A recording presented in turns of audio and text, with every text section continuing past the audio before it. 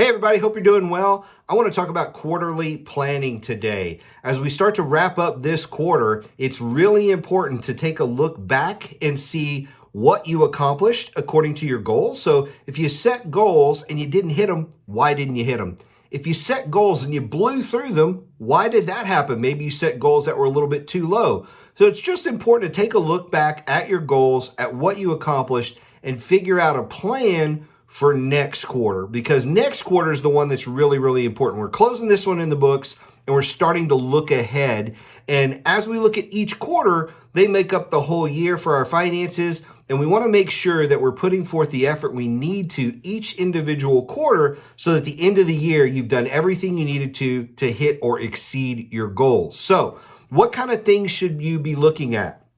Number one, you should be looking at the calendar. What kind of things are coming up? What kind of things are important to your customers? If you are a government contractor, you need to be looking at, hey, guess what? We're going into Q4 right now. That's very important. You need to understand the implications of that.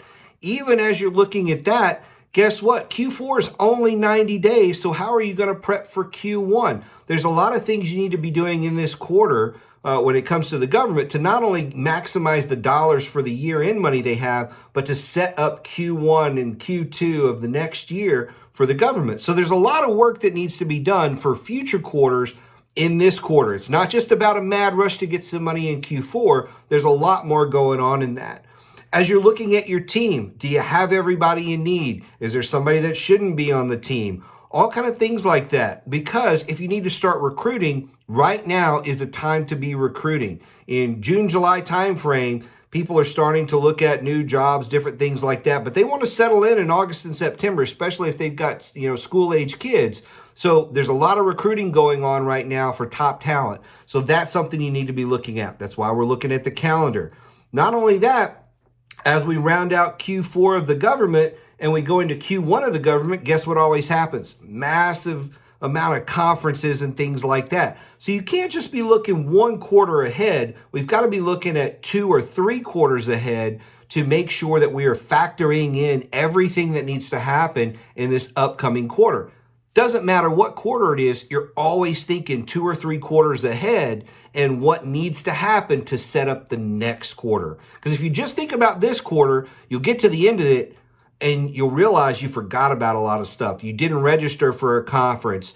You didn't think about some stuff that was going to be happening in Q1 or 2 or whatever it may be. And now you're behind the 8 ball on this and you're trying to, make up a lot of that work. So we want to think ahead. So looking at the calendar is a big thing. Looking at employees is a big thing. Looking at current contracts and that kind of stuff to make sure you have the resources to close them out. Make sure that you're in communication with the right clients, all those kind of things. It's a lot of fundamentals that need to happen in a planning session like this. But as we zoom out, one of the big things is, are we headed the right direction as a company?